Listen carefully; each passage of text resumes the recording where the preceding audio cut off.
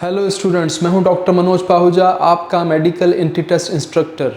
Students, अगर आपने कामयाब होना है तो बहुत ज़रूरी है कि आप अपने पेरेंट्स की दुआएं हासिल करते रहें। और पेरेंट्स की दुआएं हासिल करने का सबसे नेचुरल और अच्छा तरीका ये है कि आप अपने पेरेंट्स को खुश रखें, आप अपने पेरेंट्स की ख्वाहिशात का ख्याल रखें। आपके पेरेंट्स आपके लिए बहुत कुर्बानियाँ देते हैं। आपके पेरेंट्स इस मुश्किल दौर में आपके लिए किस तरह से कमाते हैं, किस तरह से आपकी पढ़ाई के अखराजात बर्दाश्त करते हैं, ये वो ख़ुद ही जानते हैं। किस तरह से वो इसको मेंटेन कर रहे हैं, उसकी ज़रा बरक भनक भी वो आप तक लगने नहीं देते। आपका फ़र्ज़ बनता है कि आप अपने पेरेंट्स की कदर करें। मैं अपने स्टूडेंट्स को हमेशा कहता हूं कि अपने रूम में जहां वो स्टडी कर रहे होते हैं तो अपने पेरेंट्स की बड़ी पिक्चर्स वहां पे लगा दें, ताकि जब उनको देखेंगे तो आपको एहसास होगा कि उनके लिए पढ़ना है। मैं हमेशा कहता हूँ पढ़ाई एक मुश्किल काम है, उस मुश्किल काम को सरंजाम देने के लिए बहुत ज़रूरी है कुछ मोटिवेशनल टास्क अपने लिए सेट किया करें। उसमें एक सबसे इम्पॉर्टेंट चीज़ है अपने कमरे में अपने पेरेंट्स की तस्वीरों को लगाना, ताकि आप उनको देखते रहें, उनकी ख्वाहिशात को अपने जहन में रखें और मेहनत करते रहें। Best of luck. आज का क्वेश्चन अब क्रैक करते हैं। The chemiosmotic mechanism मेडिएट्स।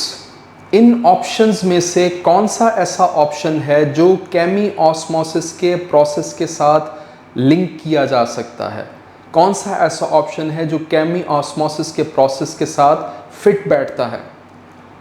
केमी ऑस्मोसिस वो प्रोसेस जो फोटोसिंथेसिस के वक्त भी हो रहा है और सेलुलर रेस्पिरेशन के वक्त भी हो रहा है। वो प्रोसेस जो प्लांट्स में भी हो रहा है और एनिमल्स में भी हो रहा है, कुछ खास ऑर्गेनिज़्म में हो रहा है। स्टूडेंट्स को केमी ऑस्मोसिस का प्रोसेस बहुत ही कॉम्प्लेक्स लगता है। अब मैं सारी बातें तो केमी ऑस्मोसिस की इस क्वेश्चन में नहीं बता सकता, क्योंकि जितनी क्वेश्चन की डिमांड है उतना ही हम स्टडी करेंगे। लेकिन आगे के कुछ क्वेश्चंस ऐसे ज़रूर आएंगे जिसमें इसकी डेप्थ में भी जाना होगा। तो कुछ पॉइंट्स जो कि इस क्वेश्चन के हिसाब से मस्ट है उनको देख लेते हैं।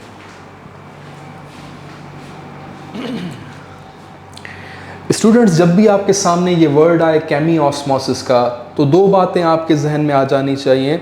एक पॉइंट है एटीपी की प्रोडक्शन। केमी ऑस्मोसिस प्रोसेस का जो फाइनल आउटकम है, जो फाइनल नतीजा है, वो है एटीपी की प्रोडक्शन। लेकिन एटीपी की प्रोडक्शन कोई इतना सादा, इतना सिंपल प्रोसेस नहीं है। ये बहुत ही कॉम्प्लेक्स प्रोसेस है। असल में केमी ऑस्मोसिस का प्रोसेस इलेक्ट्रॉन ट्रांसपोर्ट चेन के लेवल पे ऑपरेट कर रहा होता है, और जब इलेक्ट्रॉन्स फ्लो कर रहे होते हैं from one electron acceptor to another electron acceptor in electron transport chain, तो कुछ एनर्जी निकल रही होती है। वो एनर्जी असल में हाइड्रोजन आयंस या प्रोटॉन्स को पंप करने के लिए इस्तेमाल होती है। तो यहाँ दूसरा पॉइंट याद रखना ज़रूरी है कि केमी ऑस्मोसिस में अकेली एटीपी नहीं बन रही होती, बल्कि एटीपी बनने के अमल को जो ड्राइविंग फोर्स चला रही होती है वो है प्रोटॉन्स या हाइड्रोजन आयंस का ट्रांसपोर्ट। ये कपल्ड प्रोसेस है। इसमें दो बातें आपस में साथ जुड़ी हुई हैं। हाइड्रोजन आयंस का ट्रांसपोर्ट किसी खास वजह से हो रहा होगा अक्रॉस दी मेम्ब्रेन्स, और उसकी वजह से एटीपी की प्रोडक्शन चल रही होगी। अब ये हाइड्रोजन आयंस का ट्रांसपोर्ट अक्रॉस दी मेम्ब्रेन्स कैसे होता है वो हमारे इस टॉपिक का हिस्सा नहीं है, बिकॉज क्वेश्चन में उसकी नीड नहीं है। आगे के क्वेश्चन आ जाएगा तो मैं वो भी आपको समझा दूंगा।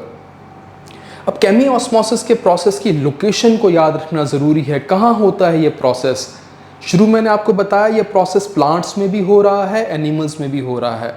अगर मैं प्लांट्स की बात करूं तो फोटोसिंथेसिस में ये प्रोसेस चल रहा है, और अगर मैं एनिमल्स की बात करूं तो सेलुलर रेस्पिरेशन में ये प्रोसेस हो रहा होता है। अब अगर इसकी डिटेल में जाएं तो लोकेशन जो है केमी ऑस्मोसिस की वो दो हैं। एक है इनर मेम्ब्रेन ऑफ माइटोकॉन्ड्रिया। अगर आप एनिमल्स की बात कर रहे हैं, अगर आप सेलुलर रेस्पिरेशन के प्रोसेस की बात कर रहे हैं, तो उसमें केमी ऑस्मोसिस का प्रोसेस ऑपरेट कर रहा होता है इनर मेम्ब्रेन ऑफ माइटोकॉन्ड्रिया के लेवल पे, जिसे आप क्रिस्टी भी कहते हैं। तो अगर आपसे सवाल लोकेशन का पूछ लिया जाए तो आपका एक आंसर हो सकता है क्रिस्टी। दूसरी लोकेशन इस केमी ऑस्मोसिस के प्रोसेस की है इनर मेम्ब्रेन ऑफ क्लोरोप्लास्ट।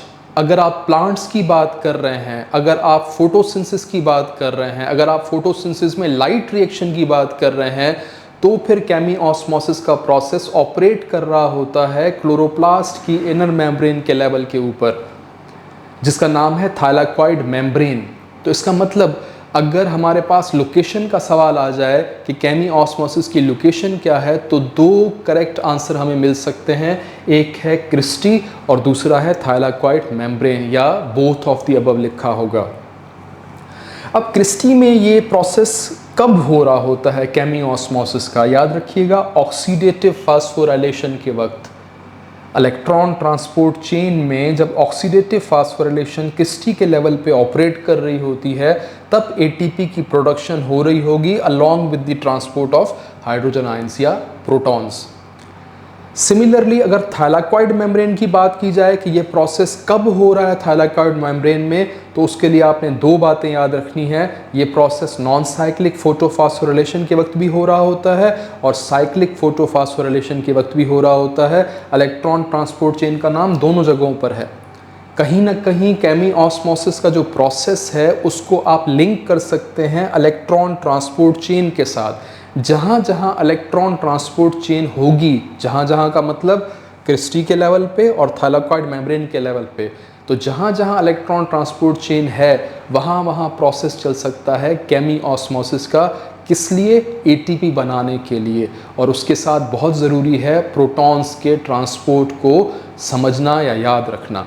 तो हमारा जो आंसर है अपने क्वेश्चन के एतबार से, The chemiosmotic mechanism mediates option A ATP synthesis, option A पर ही हमें सही आंसर मिल रहा है। फिर भी दूसरे ऑप्शन पढ़ लेते हैं। स्प्लिटिंग ऑफ वाटर, कहीं हमने नहीं पढ़ा कि केमियोस्मोसिस में वाटर स्प्लिट होगा। Reduction of NADP, flow of electrons from PS2 to PS1, electrons का फ्लो होता ज़रूर है इलेक्ट्रॉन ट्रांसपोर्ट चेन में, लेकिन केमियोस्मोसिस के लिए जो सबसे अहम पॉइंट या एक सबसे अहम ऑप्शन हमें नज़र आ रहा है वो ATP सिंथेसिस का ही है, उसका जो फाइनल आउटकम है। तो हमने क्वेश्चन क्रैक कर लिया है, आप इसको नोट कर लें।